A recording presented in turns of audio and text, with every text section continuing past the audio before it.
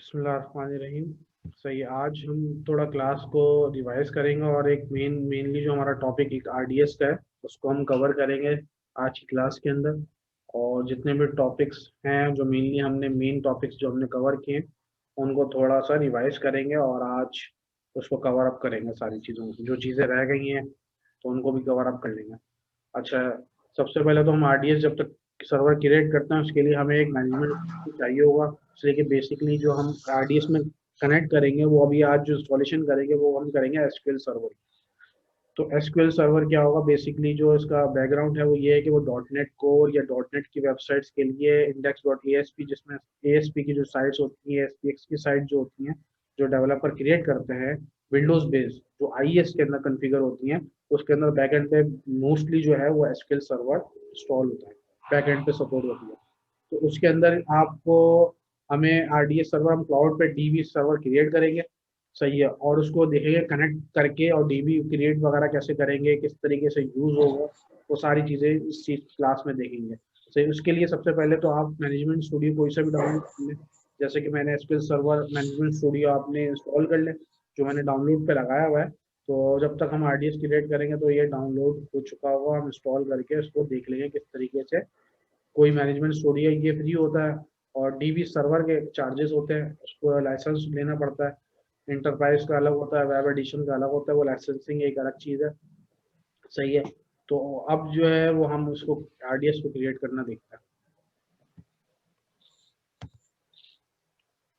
सही, manage relational database service.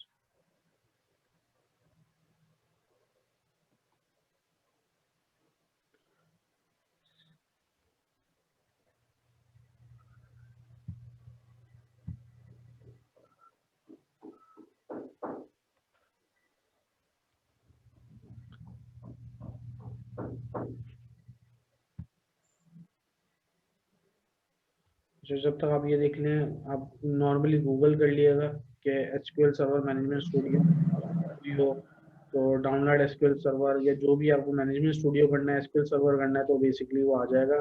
आप Google करेंगे तो स्टार्ट में ही आ जाएगा। सही है। अच्छा, इसके अंदर आपने देखे आरडीएस जैसे ही मैंने क्लिक किया तो ये ऑप्शंस आपके पास आ रहे हैं कि डैशबोर्ड है, डाटा बेसिस है, क्यूरी है, डेटा, मतलब सारी चीज़ें आप इस्तेमाल कर सकते हैं आप। लेकिन बेसिकली जो इसमें ज़्यादातर जो चीज़ें इस्तेमाल होती हैं, जो ज़्यादातर आप सर्विसेज के अंदर डैशबोर्ड्स में जो आप यूज़ करेंगे वो मैं आपको दिखाता हूँ। आप नॉर्मली सिर्फ डेटाबेस बनाना है तो वो भी आप बना सकते हैं, सिर्फ ये अमेजोन। अच्छा, ये है।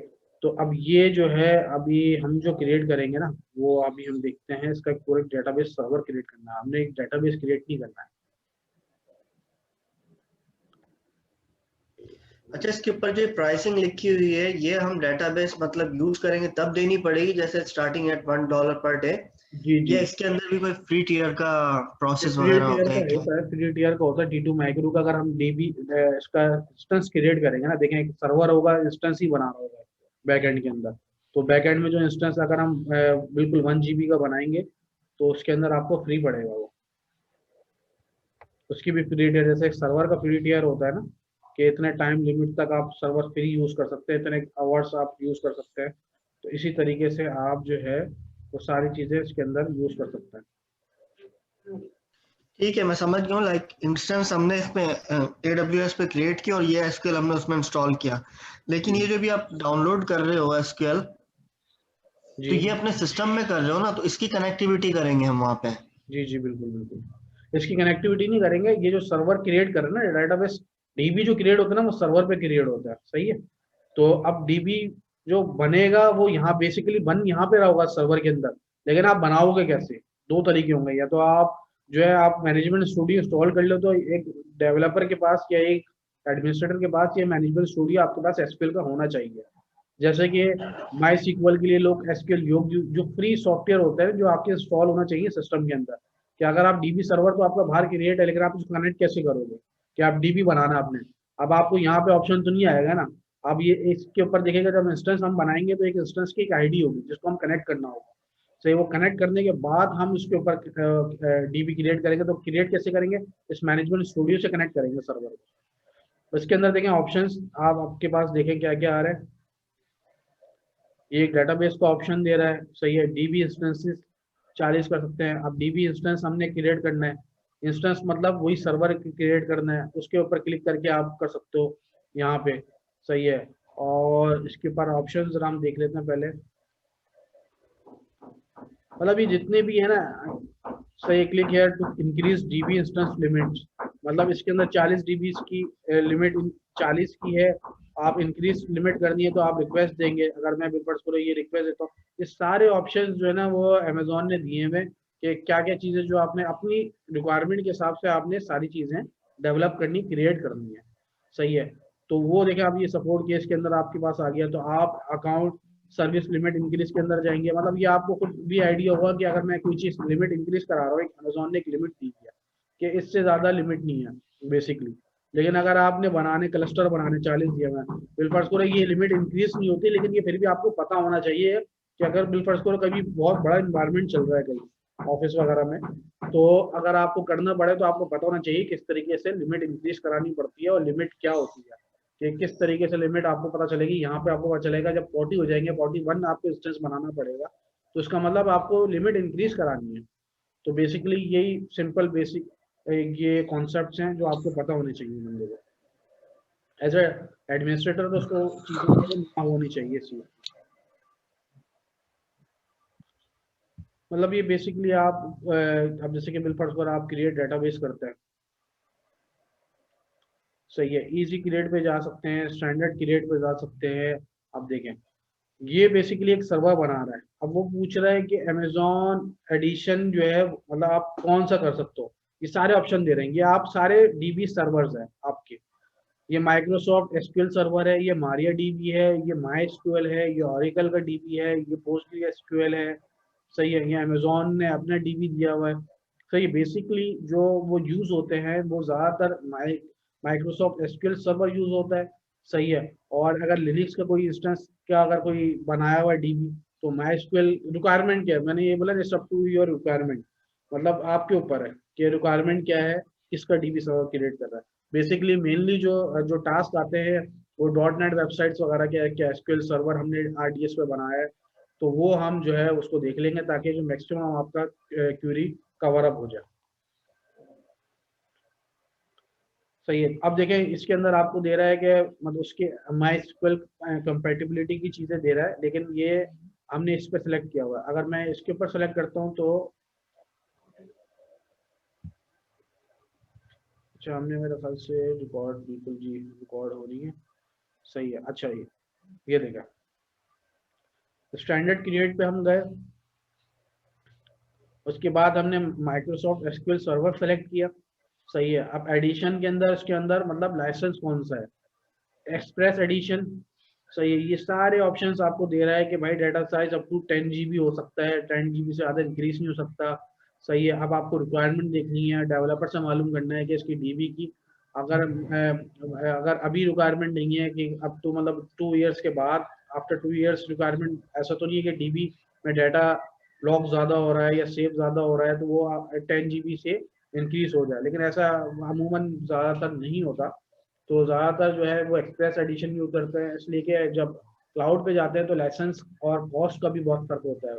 तो एज अ मतलब एडमिनिस्ट्रेटर आपको ये भी देखना है कि कॉस्ट किसकी कम है, तो मिनिमम जो है एसक्यूएल सर्वर जो आपको देता है, तो आप इसकी कॉस्टिंग वगैरह आपने इस चीज़ के बारे में भी पढ़ना है थोड़ा सा, गूगल आप खुद पढ़िएगा, थोड़ा स्टडी करिएगा कि लाइसेंस कितना कॉस्ट पे आएगा, एसक्यूएल सर्वर का कितना है। सही है। वेब एडिशन कितना है, स्टैंडर्ड एडिशन का क्या है।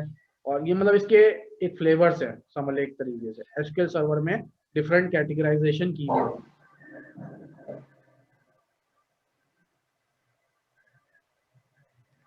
सही है। अब वो लाइसेंस खुद से आ रहा है आपके पास कि भाई ये लाइसेंस अगर आपने चेंज करना है तो चेंज करने का भी आपके पास दे रहा है कि कौन सा करना है। एक्सप्रेस तो है 2012 का करना है। अच्छा, बहुत सारे देखें, बहुत सारी पुरानी वेबसाइट डेवलप हुई हुई थी, जो डेवलपर्स बैकएंड पे उनकी रिक्वायरमेंट होती है मुझे 2012 का ही चाहिए।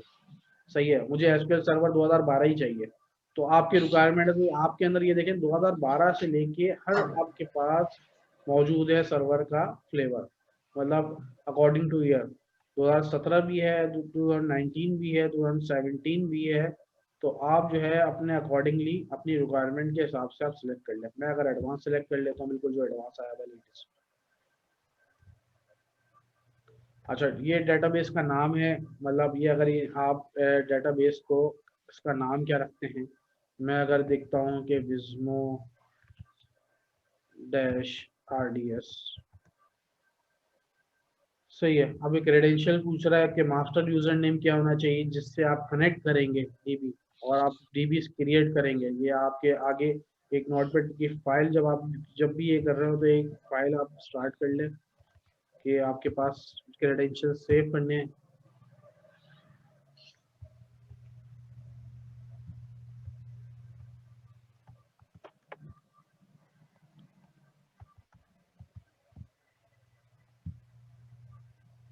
ये एडमिन की जगह मैं कोई यूजर नेम दे सकता हूँ, यूजर नेम के मतलब कोई आईडी दे सकता हूँ, सिंपल मैं दे देता हूँ विज्मो, सही है। अच्छा, मास्टर अगर आपने कुछ पासवर्ड रखना है या ऑटो जनरेटेड पासवर्ड करना है तो आप यहाँ पे चेक भी लगा सकते हैं, वो ऑटो जनरेट करेगा। लेकिन अगर मुझे मैनुअली देना है, कोई मेरा पासवर्ड है, तो मैं इसको पासवर्ड दे सकता हूँ, तो इसको मैं दे सकता हूँ। अब ये देखिए क्राइटेरिया,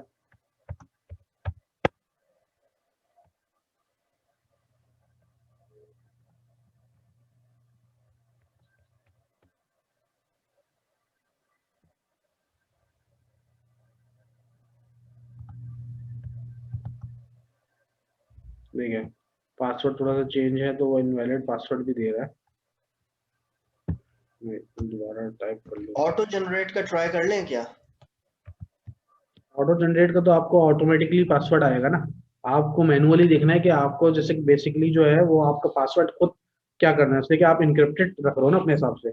आप इसलिए कि ज्यादातर जो एडमिनिस्ट्रेटर होते हैं वो चाहते हैं कि भाई हमारा जो एक स्कीम चल रहा है ना, वो आपका पासवर्ड स्कीम हो। ऑटो जनरेटेड में तो इसमें नॉर्मल अमेजोन अपना पासवर्ड जनरेट करके देगा।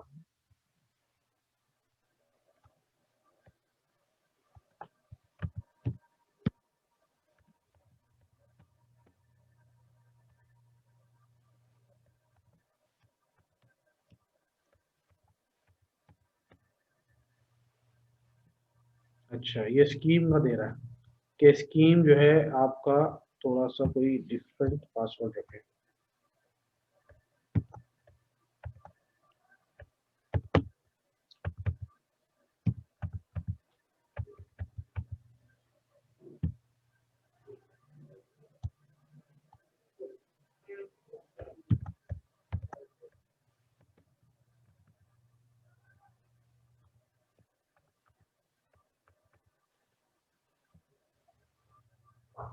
मेरे ख्याल से इसको रिफ्रेश करना पड़ेगा। चले हम इसको ऑटो जनरेट करा लेते हैं, वरना बेसिकली जो है मास्टर पासवर्ड की इसकी इंफॉर्मेशन आप करके चेक कर सकते हैं कि ये क्या क्राइटेरिया आपको बता रहा है। सही है, वो बता रहा है कि 8 कैरेक्टर्स, तो बेसिकली मैंने कम कैरेक्टर्स डाल रहा हूँ और पूरा प्रोसेस बता रहा है। तो हम बेसिकली ऑटो जनरेट पे जा चले आते हैं। अगर हमने इसको नहीं करना, अच्छा ये आ गया है, सही है। कि ये ऑप्शन दे रहा है कि क्लास क्या होगी। क्लास मतलब ये आपको थोड़ा सा आइडिया होगा, खुर्रम वगैरह बाकी स्टूडेंट्स को आइडिया हो गया होगा, तो ये फारूक के लिए मैं बता दूं कि ये क्लास ये है कि बिलफर्ज करें T2 स्मॉल, और ये जो सीरीज है ना ये अमेजोन की अपनी होती है। इसके अंदर उसने डिफाइन किया होता है कि किसमें कितनी जीबी रैम लगी हुई है और क्या क्या चीज़ें हैं इसके अंदर वो देगा। तो ये बेसिकली जो है वो अपना अमेजोन ने एक इंस्टेंस की टाइप्स बताई हुई हैं कि अगर D3 स्मॉल अगर सेलेक्ट करेंगे तो उसको 2 GB रैम मिलेगी और 2 वर्चुअल CPU होंगे इसके अंदर, सही है। और अगर मैं इसी तरीके से T3 मीडियम सेलेक्ट करता हूँ तो 4 GB है। ये एस सेम जो आप समझ लें कि इंस्टेंस जैसा हम बनाते हैं ना सर्वर, तो उन्होंने क्राइटेरिया इसमें बस सिर्फ डीबी का नाम ऐड करा दिया, डीबी डॉट T3 मीडियम है। अगर आप सर्वर बनाते हैं तो T3 डॉट मीडियम होता है, सही। तो बेसिकली ये है वही कॉन्सेप्ट, वही है। अच्छा, इसके अंदर देखें आप, माइक्रो नहीं है, मतलब या नैनो भी नहीं है ना माइक्रो है, मतलब ना 0.5 GB है ना 1 GB है। तो एसक्यूएल सर्वर में स्टार्ट ही 2 GB से दे रहा है और कोई ऑप्शन नहीं दिया मैंने। अच्छा, अब स्टोरेज के ऊपर आते हैं। स्टोरेज पे देखिएगा 3 किस्म की दे रहा है, जैसे कि हम सेम एज इट इज जो है वो आपकी जैसे ही हमने अब सर्वर क्रिएट कर रहे थे ना, तो जो चीज़ें आपको टाइप्स वहाँ पे दिखा रही थी, यही यहाँ पे भी आपको वही टाइप दिखा रहा है। तो हमने जनरल पर्पस यूज़ करना है, हमें कोई ज़्यादा स्पेसिफिकली अच्छा, स्टोरेज जो है हम 20 की जगह 10 कर देते हैं। और ये रिक्वायरमेंट मतलब या एज पर ये फिर बोलूँगा कि आपकी रिक्वायरमेंट के ऊपर है कि कितने डीबी से आप इस सर्वर पे रखेंगे और कितनी चीज़ें होंगी। तो मैं अभी टेस्टिंग पर्पस से हम लोग तो मैंने 10 GB रख लिया।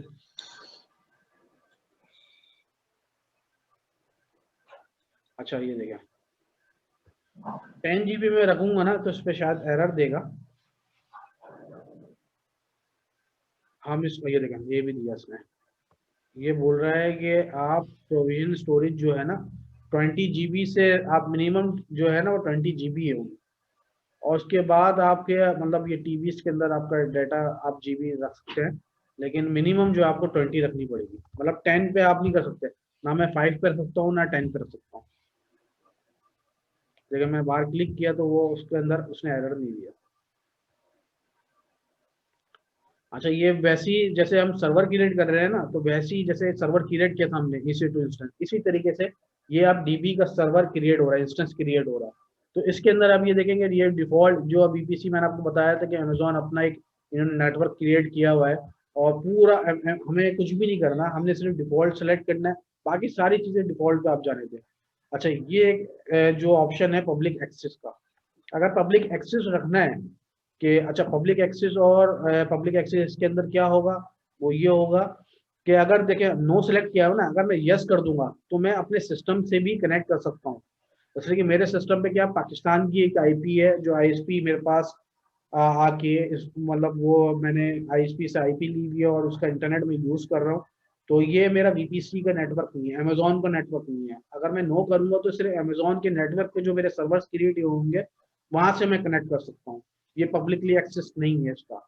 तो मुझे ऐसा नहीं करना है, इसलिए कि अगर बेसिकली अगर मैं अमेजोन का सर्वर नहीं है, मैं यूएस में नहीं बैठा हुआ या मेरा अमेजोन का कोई सर्वर नहीं है, मैं पाकिस्तान के अंदर हूँ, तो मैं मुझे पब्लिकली एक्सेस यस करना पड़ेगा, अदरवाइज मेरा कनेक्ट नहीं होगा। या तो मेरा एक सर्वर बना हुआ है जो मैनेजमेंट के लिए, जैसे मैंने अपना सर्वर क्रिएट किया हुआ है यूएस के अंदर, मैं जितने भी मैनेजमेंट टास्क है या कोई अमेजोन का पैनल मुझे लॉगिन करना है, मुझे सर्वर क्रिएट करना है या मुझे कोई टेस्टिंग करनी है, तो मैंने मशीन मतलब एक इंस्टेंस बनाया हुआ है विंडोज का, तो मैं वहाँ रिमोट जाके करूंगा, तो फिर मुझे पब्लिक एक्सेस करने की जरूरत नहीं है। मेरे पास ऑफिस में एक मशीन बनी हुई है जो मैं एक हमारे जितने भी एडमिनिस्ट्रेटर्स हैं वो उनकी प्रोफाइल्स वहाँ पे लॉगिन होती है और वो जितने भी टास्क है वो वहाँ जाके परफॉर्म करते हैं।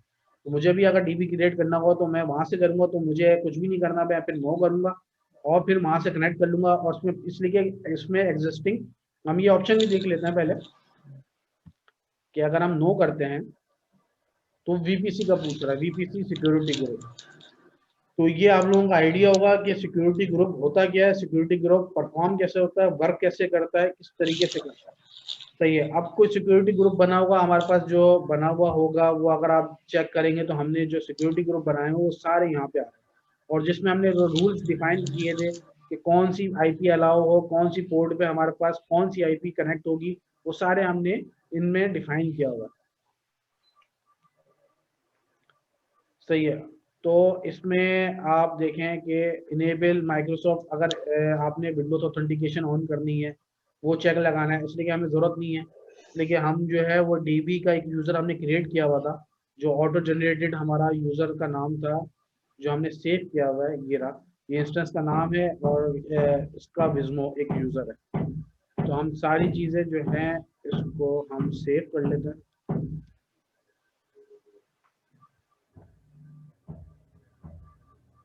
अच्छा विंडोज ऑथेंटिकेशन आपको चीज का पता है, मैं इसको थोड़ा और एक्सप्लेन करूं विंडोज ऑथेंटिकेशन क्या है।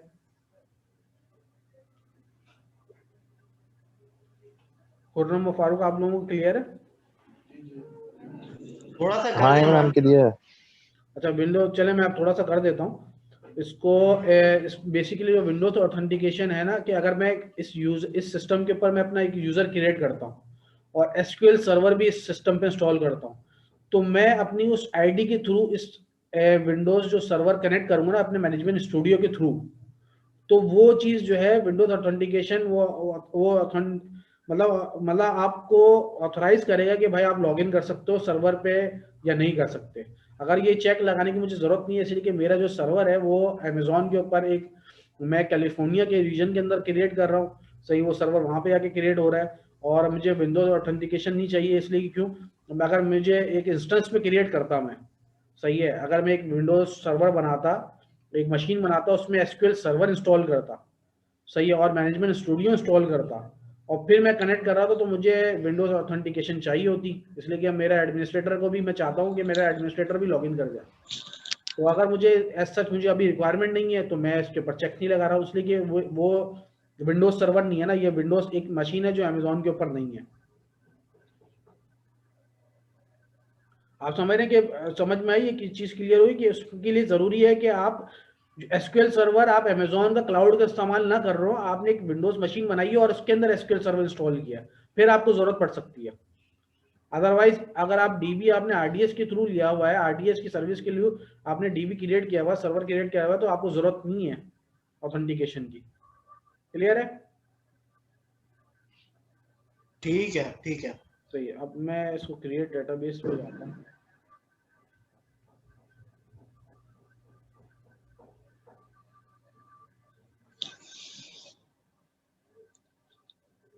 सही, जब तक ये आपका टीबी क्रिएट हो रहा है तो हम थोड़ा सा इसको पॉज कर देते हैं।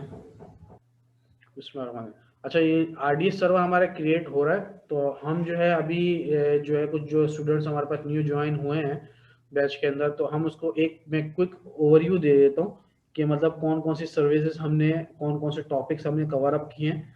तो और बाकी वीडियोस अवेलेबल है क्लासेस की जो हमने रिकॉर्ड की हुई है, तो उसमें अगर कोई इशू आता है कि स्टूडेंट्स को जिन्होंने ज्वाइन किया, तो वो हमें मुझे कॉन्टेक्ट कर सकते हैं।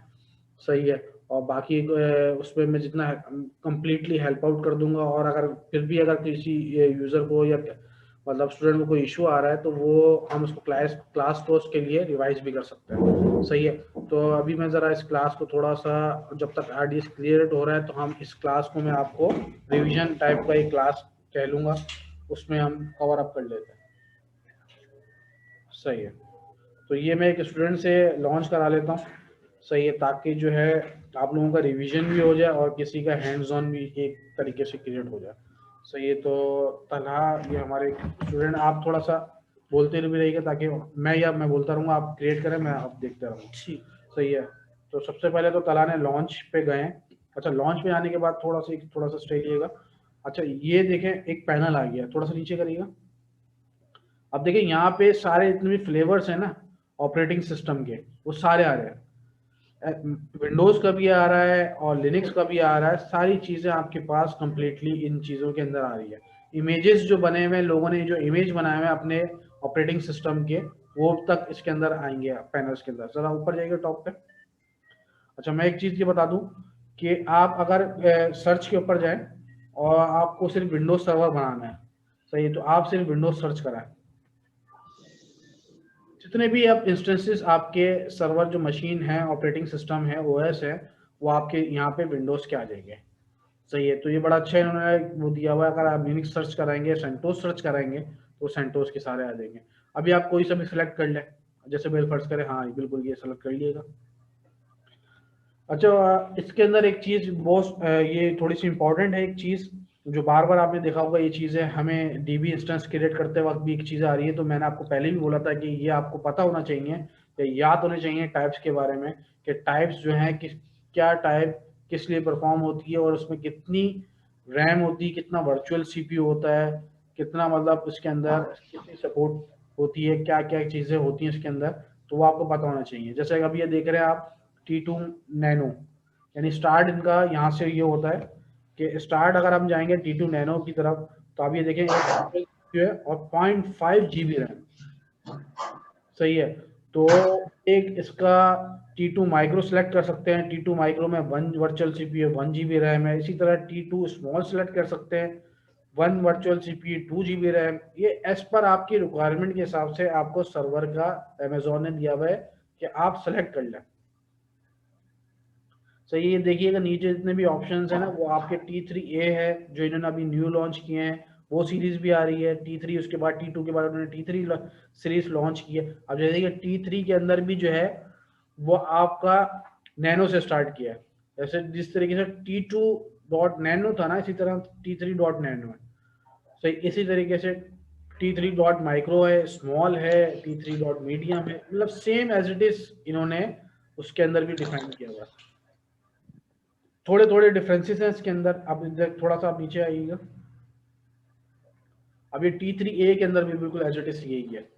सही, आप नीचे आए, ये जनरल पर्पसेस के लिए आपके आता है हर किसी। अब ये कंप्यूट जिनका सीपीयू यूटिलाइजेशन ज़्यादा होती है, मतलब मेरे फर्स्ट करो कोई वेबसाइट्स हो गई या कोई सर्वर्स हो गए जिसमें इनको सीपीयू आपके ज़्यादा चाहिए, आपको ऑप्टिमाइज करना है, सीपीयू ऑप्टिमाइज एप्लीकेशन है कोई, तो उसके अंदर आप सी सीरीज पे भी जा सकते हैं। लेकिन ये as compare to T series ये थोड़ा सा एक्सपेंसिव होता है।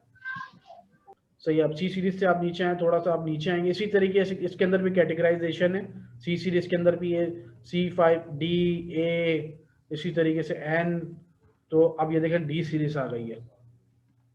डी सीरीज एक अलग है, मतलब इसके अंदर कंप्लीट सीरीज है जिसके बारे में मैंने आपको बताया था कि आपको थोड़ा सा इसका पता होना चाहिए कि किस तरीके से एम सीरीज हो गई।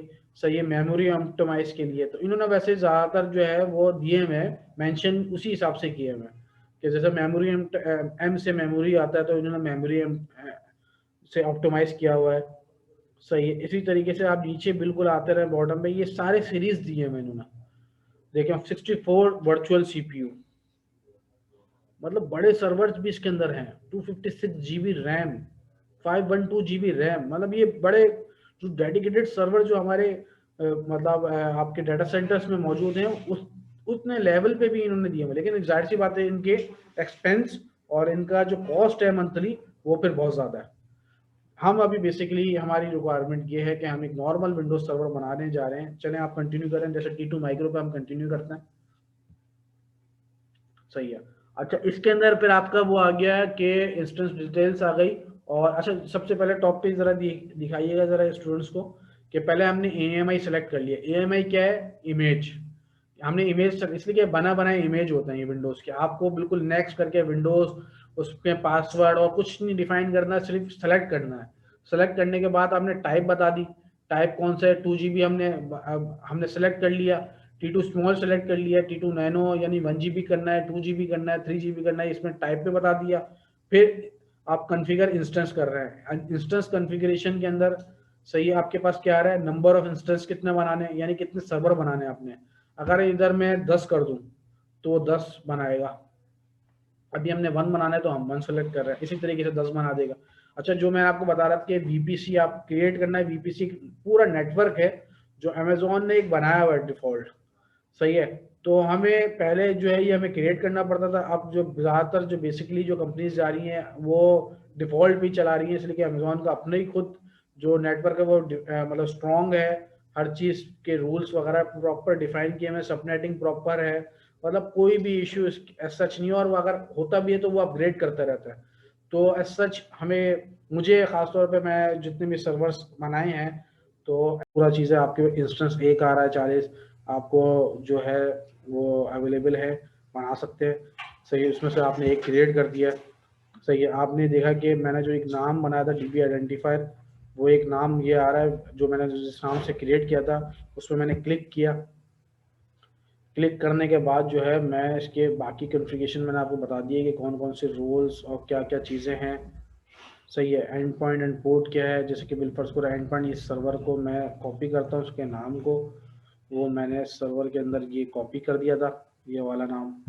सही है। अच्छा, ये विंडोज ऑथेंटिकेशन नहीं होगा इसलिए उस मशीन के अंदर विंडोज सर्वर के अंदर हमने एसक्यूएल सर्वर इंस्टॉल नहीं किया, ये हमने RDS की सर्विस अमेजोन की इंस्टॉल की है।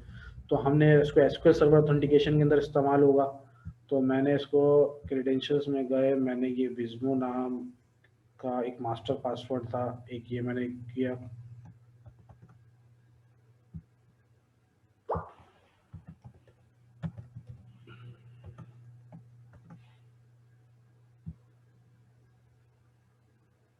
ये देखिएगा।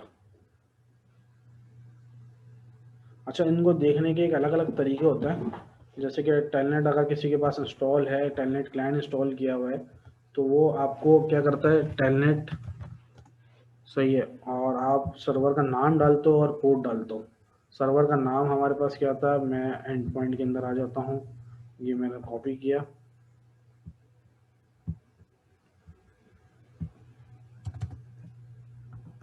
सही है, ये सर्वर का इतना बड़ा नाम आ रहा है।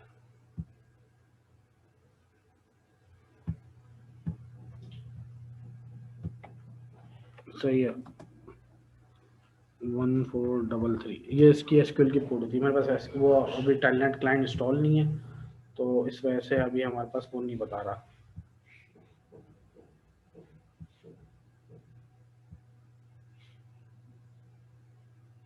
एक मिनट, इसको हम वापस आ जाते हैं। इसको स्क्रीन नजर नहीं आ रही?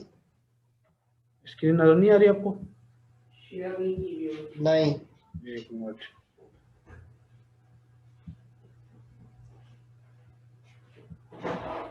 आई स्क्रीन नजर आई? जी जी, अब आ गई। अच्छा सही है। अब ये हम इस पे आए। अब ये वो बोल रहा है कि भाई अगर मुझे मॉडिफाई करनी है, कुछ चीज़ करनी है, तो मैं इधर मॉडिफाई पे गया।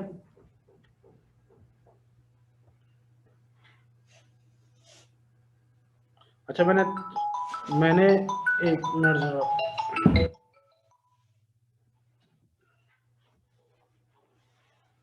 सही है, ये आपके पास सारी डिटेल्स आ गई जो आपका सर्वर क्रिएट हुआ है, कि पासवर्ड क्या है, डीबी इंस्टेंस का साइज क्या है, 20 GB आपने एलोकेट कराया हुआ है, ऑटो स्केलिंग इनेबल की भी है, सिक्योरिटी ग्रुप डिफॉल्ट जाने दिया,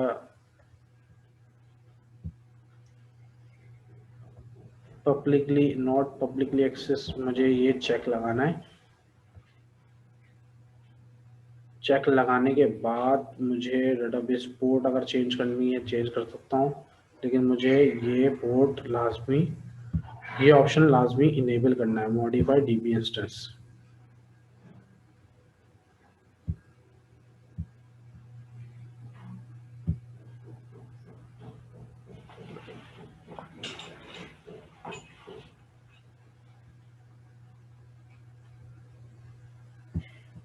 ये ऑप्शन देखा आपने कि मतलब ये अगर जो हमने क्रिएट किया था तो हमने ऑप्शन को देखा था, और ये हमारे पास टेलनेट करने का एक तरीका भी होता है कि अभी मेरे सिस्टम पे एक टेलनेट नहीं है इंस्टॉल, तो मतलब ये पोर्ट के ऊपर आप पोर्ट भी चेंज कर सकते हैं, और उस पोर्ट के ऊपर आप देखना है कि भाई इस मतलब इसकी कॉन्फ़िगरेशन क्या है। तो मैंने देखा कि पब्लिकली एक्सेस नहीं आ रहा था, तो मैंने आपको बोला कि वीपीसी के अंदर डिफाइन होता है कि भाई आप पब्लिकली एक्सेस कर रहे हो ही नहीं कर रहे हो। पब्लिकली एक्सेस मुझे करना था, पब्लिकली एक्सेस मुझे ज़रूरी था, इसलिए कि देखें पोर्ट और ये सर्वर नेम ये आ रहा है कंप्लीट, इस सर्वर नेम को पोर्ट के साथ टेलनेट करना है।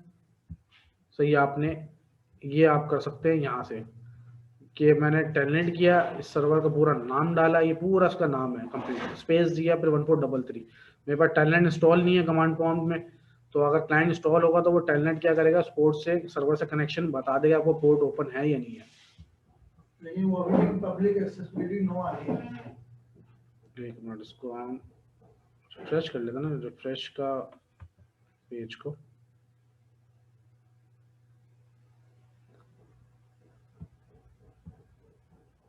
ये बता रहा है network related instance specific error establishing connection not found was not accessible wherever instance name is correct, control allowed remote connection providing।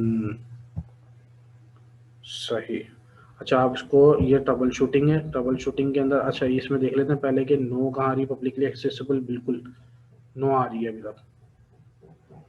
अच्छा दो चीज़ें इसके अंदर, हमने मॉडिफाई का आपने ऑप्शन, एक चीज रखी थी करते वक्त आपने चेकबॉक्स पर क्लिक करवाया था, बोला था उसको टेस्ट कर लेते हैं। नहीं वो एक अलग चीज़ है।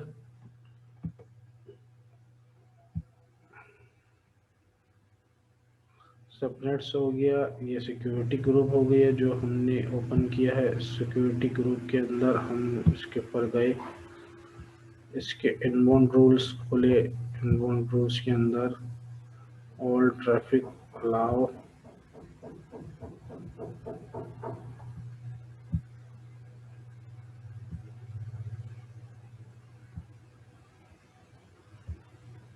सही है, ये कस्टम सबनेट बता रहा है, इसके अंदर आपने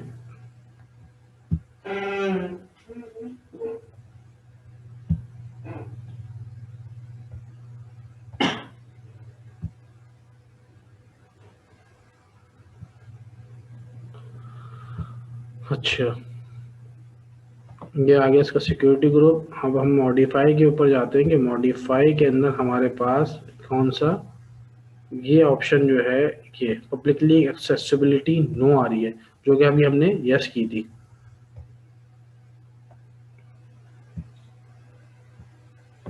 इसको हमने क्रिएट करते हुए मैं खाते नो पब्लिक एक्सेसिबिलिटी कर दी थी। हाँ, तो इससे कुछ नहीं है, आप इसको यहाँ पे जाके आप मॉडिफाई भी कर सकते हैं। मॉडिफाई करने के बाद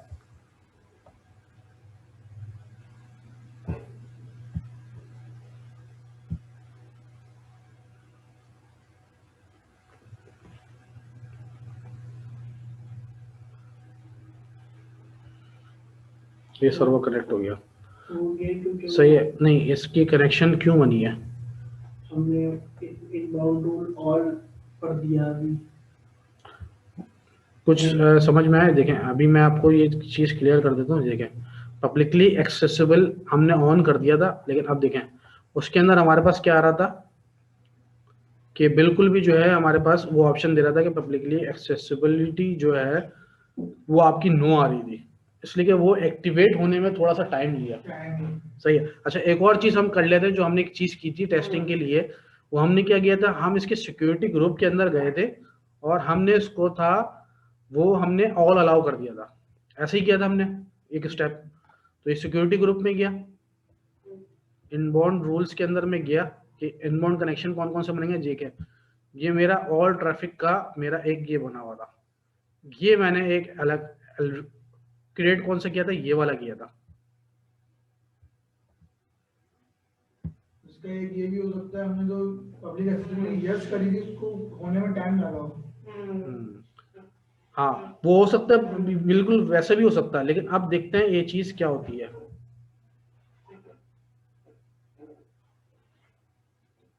अच्छा, ये हमारा न्यू प्रोजेक्ट आ गया, इसको हम करते हैं कनेक्ट।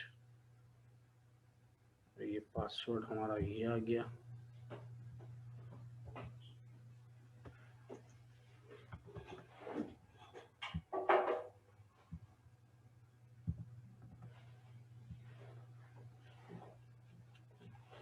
बिल्कुल सही है। अब ये हमारे पास जो है कनेक्शन नहीं बन रहा इसका। अब हम एक काम ये करते हैं कि अब क्या हमारे रूल्स पब्लिकली एक्सेसिबिलिटी यस खत्म हो गया, तो हमें इससे क्लियर हो जाएगा कि अगर ये एक्सेसिबिलिटी यस ही है और हमारे पास फिर भी एक्सेस नहीं हुआ, तो इसका मतलब हमारा कहाँ से एक्सेस हुआ है कि हम सिक्योरिटी ग्रुप में हमने जाके ऑल अलाउ कराया तो पब्लिकली एक्सेस हुआ है। अदरवाइज मैंने वहां से हटाया तो यहाँ से भी यस की जगह नो हो जाना चाहिए था। सही है। हाँ, जैसे कि अभी टाइम लगेगा, हो सकता है टाइम लग रहा हो, लेकिन हमें ये चीज क्लियर हो गई कि हमारा इस चीज से पता चलेगा कि कनेक्ट हो रहा नहीं हो रहा। बिल्कुल हमारी कॉन्फ़िगरेशन सारी सही थी, सर्वर क्रिएट हो गया था, लेकिन डीबी इंस्टेंस इस तरीके से क्रिएट होगा। अभी देख लेते हैं दोबारा। खुरम और फारूक, आपको क्लियर है?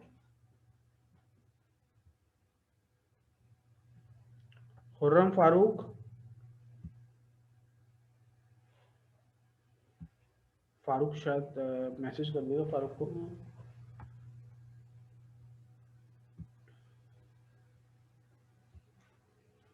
अच्छा, इसको थोड़ा सा रिफ्रेश कर लें दोबारा। नेट चला गया है।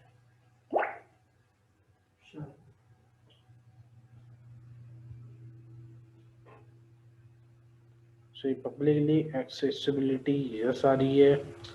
और अगर मैं सिक्योरिटी ग्रुप के अंदर इनके वीपीसी सिक्योरिटी ग्रुप में आता हूँ, इसके अंदर हमारे पास क्या ऑप्शंस आ रहे हैं।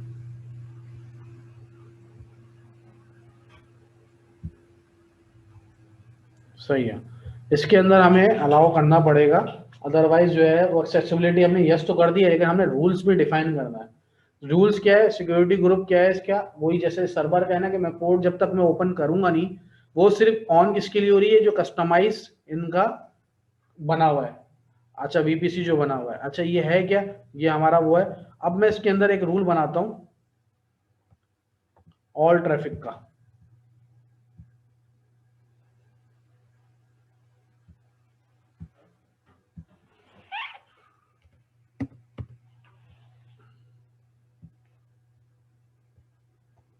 अब मैं इसको सेव कराता हूँ रूल को, और अब मैं इसको सर्वर को कनेक्ट करता हूँ। जैसे ही मैंने इसको रूल डिफाइन किया है और सिक्योरिटी ग्रुप के अंदर, तो ये मेरा डीबी पब्लिकली एक्सेसिबल, पहले मैंने इसको यस किया। अगर मैं इस ग्रुप को पोर्ट अलाउ कर दूं ऑल ट्रैफिक, और अगर मैंने पब्लिकली एक्सेसिबिलिटी नो कर दी, जब भी ये कनेक्ट नहीं होगा। अभी मैंने क्या किया, पब्लिकली एक्सेसिबिलिटी यस किए और सिक्योरिटी ग्रुप में जाके इस पर रूल में डिफाइन किया कि भाई ये 00 जो है ना, ये कनेक्ट हो कहीं से भी। अगर मुझे स्पेसिफिकली आईपी करनी है अपनी कि मेरे पास से पब्लिकली ऑन करा के सिर्फ मेरे पास से कनेक्ट हो, तो मैं जब भी यहाँ से कर सकता हूँ। मैं एडिट इनवॉल्व रूल्स में गया सिक्योरिटी ग्रुप के, इसमें ऑल 000 की जगह मैं इसके अंदर कर दूंगा कि स्पेसिफिकली माई आईपी। ये आईपी चेंज हो गई, ये मैं सेव करा देता हूँ और इसको मैं कनेक्ट करता हूँ। और हम आपको आवाज आ रही है? चले, मसला है, हम कंटिन्यू करते हैं, क्लास को रोक नहीं सकते हैं, टाइम ओवर हो गया तकरीबन, तो हम इसको कनेक्ट करते हैं। सही है, तो मैंने कनेक्ट किया, तो अब मैं जब तक मैं उसमें ऑल ट्रैफिक हटा दिया, अब सिर्फ हमारी आईपी हो। अब ये देखें, ये डीबीस अभी हमारे पास सारे खाली आ रहे हैं, ये डिफॉल्ट आ रहा है आरडीएस एडमिन और ये जो भी है। अब हमने क्या करना है, राइट क्लिक करना है, अब डीबी सर्वर, डीबी बनाना है। ये डीबी सर्वर तो आरडी से बना लिया, अब हमने डीबी बनाना है। अच्छा, एक क्वेश्चन है, AWS पे जब हमने RDS क्रिएट किया, वहां पर भी ऑप्शन दे रहा था क्रिएट डेटाबेस, तो वो डेटाबेस अगर हम वहां बनाते हैं तो क्या वो यहाँ रिफ्लेक्ट होगा? वो डेटाबेस यही है ना, उसको डीबी इंस्टेंस ही कहला रहा है वो। अच्छा, वो डेटाबेस का मतलब है डीबी इंस्टेंस बनाना आपने। जैसे बिलफर्ज को मैं बताता हूँ, विस्मो डीबी, ऐसा ही है, आपने डिफॉल्ट जाने देना है ताकि हमें पता चले। ऑप्शंस, अच्छा ये नेटवर्क का ट्रैफिक उसी हिसाब से आ रहा है, मतलब जितना आपको स्लो होगा, इसलिए आप बना कर रहा हो बेसिकली यूएस के अंदर एक सर्वर में बना रहा हो। तो जैसे अब कनेक्शन बनाया मैंने डीव के अंदर, ये बनाया, तो मैंने इसको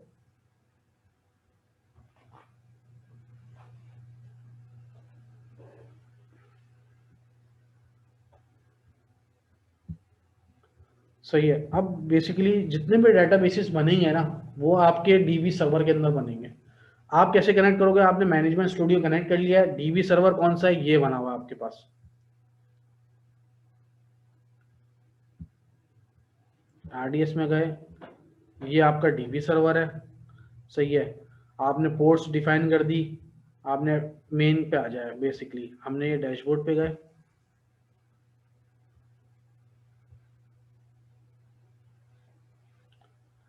ये क्लस्टर्स हैं, डीबी इंस्टेंसेस हैं, क्रिएट डेटाबेस है, सही है। अच्छा मैं एक काम ये करता हूँ आपको दिखाने के लिए, ये देखें, जब मैं डेटाबेस क्रिएट कर रहा हूँ तो क्या बोल रहा है, दोबारा से वहीं पे आ रहा है ऑप्शन पे, तो इसका मतलब क्या है, ये पूरा इंस्टेंस बना रहा है। अच्छा, ठीक। इसी तरीके से क्लस्टर का नाम पूछ रहा है, सारी चीज़ें पूछ रहा है, डीबी इंस्टेंस, मेमोरी ऑप्टिमाइज हो, फलाना हो, जो भी सारी चीज़ें जैसे हमने बनाई थी पब्लिकली एक्सेसिबल, नो था, हमने यस किया हुआ था, सही है। हमने नो भी क्रिएट किया, तो अब यस करेंगे तो आएगा। सिक्योरिटी ग्रुप कौन सा है, वीपीसी सिक्योरिटी ग्रुप डिफॉल्ट जा रहा है, डिफॉल्ट में जो कॉन्फ़िगरेशन होगी वो आ जाएगी इसके अंदर। पासवर्ड ऑथेंटिकेशन हमने रखना है या नहीं रखना, आपने नहीं रखना तो आप उसको बाकी बाय डिफॉल्ट हमारे पास जाएंगे और सारी चीज़ें जो है ना एज इट इज हमारे पास आरडीएस पे सर्वर क्रिएट होगा, और वो वेबसाइट के ऊपर हम डिफाइन कर सकते हैं। वेब कॉन्फ़िग में जाएंगे, वेब कॉन्फ़िग में जाके अब हम डीबी का जो, अब ये डेवलपर का काम है कि हम डेवलपर को ये इन्फॉर्मेशन दे देंगे। कौन सी देंगे कि ये डीबी सर्वर, अपनी फाइल यहाँ रखता हूँ। नहीं फाइल में नहीं, अपनी फाइल के अंदर ये कॉन्फ़िगरेशन डाल दो यार, दे भी सकते हैं। मतलब ये यूजर नेम हो गया, डीबी यूजर,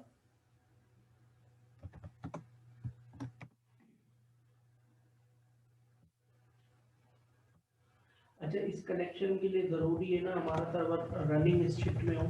जी बिल्कुल, रनिंग इंस्टेंस नहीं होगा, शटडाउन होगा तो आप कनेक्ट नहीं कर सकते ना। ये आपकी चीज़ आ गई, ये सर्वर नेम है बेसिकली। ये जो 3 चीज़ है ना आपकी,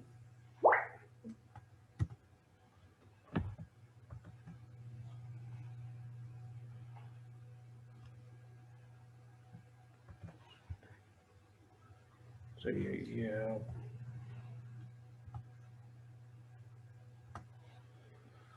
सही, ये इंफॉर्मेशन आपके लिए ज़रूरी है ये वाली। आप user name, dB password, dB server name, आप ये सारी डिफाइन डेवलपर को बताओगे या उसकी वेब कॉन्फ़िग पे एज खुद जाके डाल दोगे।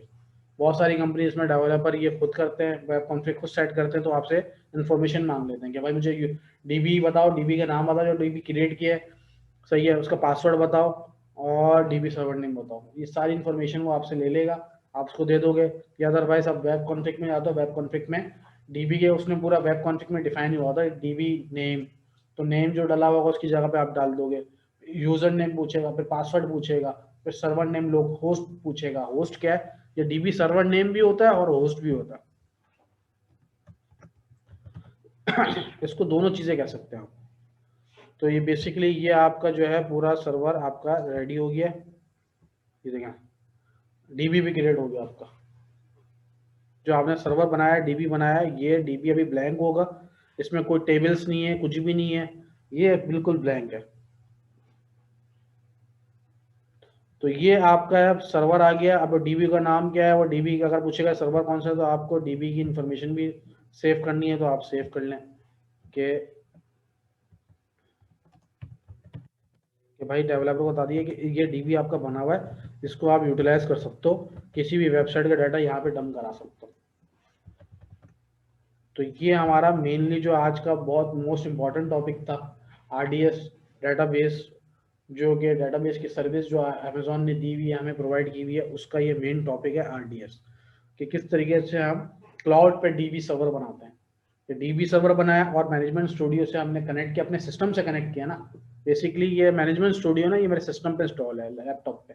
इस मैनेजमेंट स्टूडियो के थ्रू मैं डीबी सर्वर अमेजोन के कैलिफोर्निया पे डीबी सर्वर पे कनेक्ट हुआ और मैंने डीबी क्रिएट किया। कहाँ पे? अपने लैपटॉप पे नहीं, मैंने कनेक्ट किया डीबी सर्वर जो कनेक्ट किया हुआ यूएस वाला, उधर मैंने डीबी क्रिएट किया।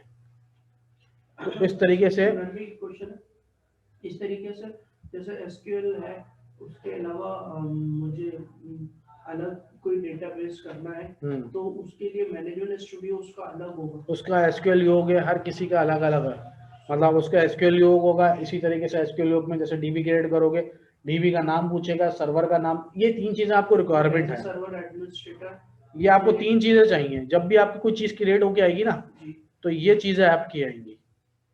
मुझे तमाम डेटाबेस के कनेक्शंस के टूल्स पता होने चाहिए। हाँ, पता होना चाहिए कि किस तरीके से कौन कौन सा फ्री टूल कौन कौन से होते हैं, कहाँ कहाँ से कनेक्ट करते हैं ना। गूगल कर लेते हैं बेसिकली लोग, कि गूगल करके भी आपको आइडिया हो जाता है कि भाई कि इसके टूल कौन से हैं जो मैंने कनेक्ट करना है, मारी डीबी सर्वर को, माई सीक्वल को कनेक्ट करना है, इसके टूल दे दो। तो गूगल करोगे फ्री वाला, वो खुद ही आ जाएगा, तो वो इंस्टॉल करके अपने सिस्टम पर आप कर लो। वरना 2 मैंने आपको बता दिया, SQL, Microsoft SQL management studio और एसक्यूएल योग। तो ये आपको जो है आप इसके थ्रू कनेक्ट कर सकते हैं। ये मेरा सवाल था कि हमने एसक्यूएल ये अपने सिस्टम में किया है, हम डायरेक्ट इंस्टेंस के भी मैनेजमेंट स्टूडियो कर सकते हैं? नहीं, इंस्टेंस कैसे होगा, इसका कोई सर्वर तो बना नहीं है ना हमारे पास। आरडीएस में हमने डीबी सर्वर बनाया, डीबी सर्वर का कोई कंसोल तो है नहीं ना, कंसोल तो ये आ रहा है। आप यहाँ से कैसे कनेक्ट करेंगे? ये डीबी पड़ा हुआ है, डीबी सर्वर है ये हमारे पास। अच्छा, ये विदाउट इंस्टेंस से डायरेक्ट ये इंस्टेंस क्रिएट कर रहा है, ये अपने एंड में रख रहा है। अच्छा, एक इमरान भाई, एक इम्पोर्टेंट क्वेश्चन है बीच में। अब जैसे जस्ट क्लियर करने के लिए मुझे एक बात पूछनी है, वो ये कि हमारा मेन मकसद ये था कि जितने भी हमारे एसक्यूएल डेवलपर या डेटाबेस है वो अपने सिस्टम से काम करेंगे और वो डायरेक्टली इस पर रिफ्लेक्ट होगा, ऐसा ही है? नहीं, सिस्टम से काम नहीं करेंगे, काम भी वहीं कर रहे हैं जी।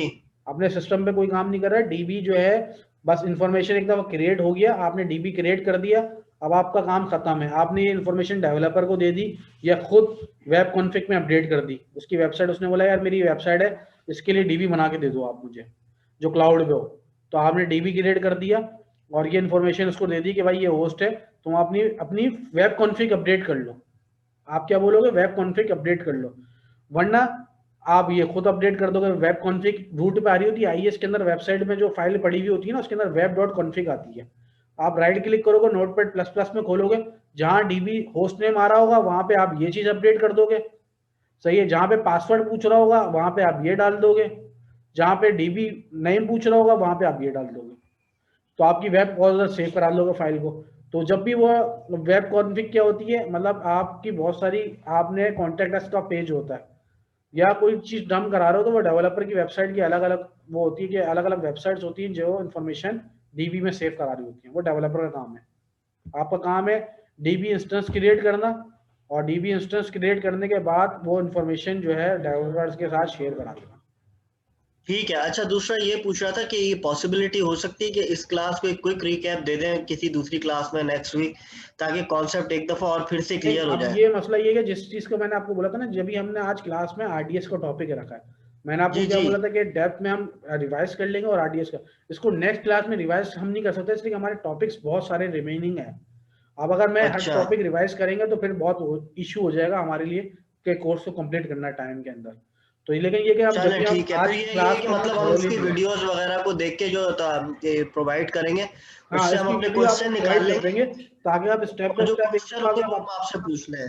हाँ, अगर आपके पास जब खुद क्रिएट करेंगे तो आपको आइडिया होगा, और वीडियो आप ठीक है, सामने रखेंगे जहाँ पे इशू हो आप वीडियो ओपन कर लें और आप देख लें कि सही स्टेप है। से क्या चीज़ होती है। बाकी जो फिर हमारे क्वेश्चन होंगे वो मैं आपसे पूछ लूंगा। बिल्कुल, जो क्वेश्चन होंगे वो आप जो है वो मैसेज कर सकते हैं, कांटेक्ट कर सकते हैं कभी भी, और फिर जो है मैं आपको आपकी क्वेरी का जो है वो आंसर कर दूँगा। क्वेश्चन, मुझे ये क्वेश्चन जो नुमान ने किया था ये थोड़ा सा कंफ्यूज कर रहा है कि मैंने ये जो डीबी सर्वर आरडीएस बनाया है, ये एक डीबी का सर्वर है जी, इसका मेरे EC2 सर्वर से क्या ताल्लुक है? EC2 सर्वर से कोई ताल्लुक नहीं है, इसका कोई कनेक्शन नहीं है। डायरेक्ट विदाउट इंस्टेंस बनाए हुए हमने डायरेक्ट इंस्टेंस क्रिएट करके डीबी सर्वर। और अगर मुझे मेरी रिक्वायरमेंट है कि EC2 के अंदर मुझे एक ASP.NET की एक वेबसाइट बनाने की रिक्वायरमेंट आई है, वहां पर मुझे SQL करना है, तो उसका क्या सिस्टम? उसका सिस्टम ये है कि आप एक इंस्टेंस बनाएंगे, इंस्टेंस बना के आईएस इंस्टॉल कर लिए ASP के लिए जो वेब सर्वर होता है।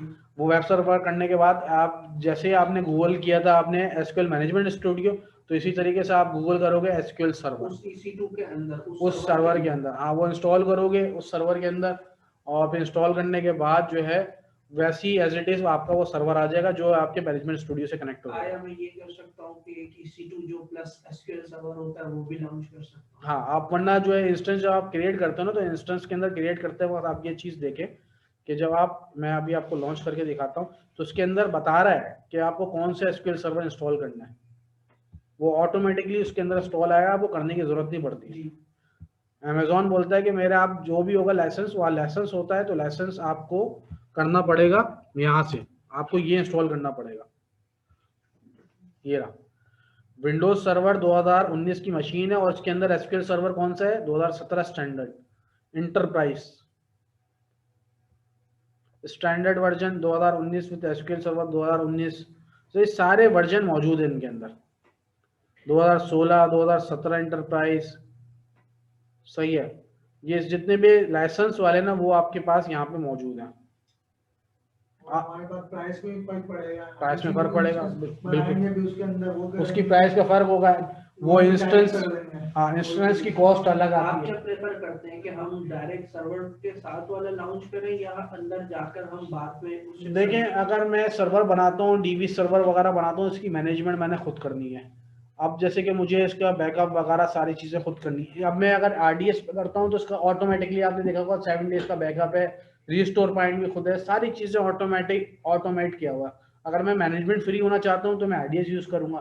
अगर मैं कॉस्ट इफेक्टिव होना चाहता हूँ तो मेरे पास डीबी ज़्यादा है और मैं आरडीएस की सर्विस यूज़ करूँगा तो डीबी ज़्यादा क्रिएट करने पड़ेंगे, तो मैं उसके अंदर फिर आपको रिक्वायरमेंट का पता चलता है, ये आपको स्टेटस मालूम करेंगे वहाँ से, कहाँ से, जो मैंने आपको एक टूल बताया था कि S3 सिंपल कैलकुलेटर, जी उसके अंदर आप कैलकुलेट करोगे, आप उसकी कॉस्टिंग निकालोगे, मैनेजमेंट से शेयर कराओगे कि भाई इसके अंदर मैनेजमेंट मेरे जिम्मेदारी मेरे पे, अगर सर्वर क्रैश करता है या डीबी क्रैश करता है तो आपका डीबी भी गया। अगर विंडोज मशीन क्रैश कर गई आपकी तो आपका जो डीबी एसक्यूएल सर्वर आपने उसके अंदर इंस्टॉल किया था उसका मतलब वो भी गया। ओके। अब डीबी आरडीएस यूज करने का क्या है कि अगर आपका मशीन गई भी है तो आपका डीबी सर्वर कुछ नहीं हुआ है। तो ये तो बहुत मेन इशू है कि अगर हम अंदर जाकर इंस्टॉल करते तो मसले वाली बात है। नहीं मसले वाली बात नहीं, फिर आपको सर्वर के स्नैपशॉट्स लेने पड़ेंगे, सर्वर के स्नैपशॉट लें तो उसकी कॉस्ट आएगी, फिर कॉस्ट आएगी, कॉस्ट मैटर करेगी। तो आपको कॉस्ट देखनी है या मैनेजमेंट देखनी है, ये स्टप टू यू कि आपकी जो आपकी रिक्वायरमेंट है, मैनेजमेंट की रिक्वायरमेंट है, वो आप उस हिसाब से करो। दोनों चीजें कर सकते हैं आप। सो क्लास को फिर हम इसको स्टॉप करते हैं, और कोई क्वेश्चन हो किसी को भी तो वो जो है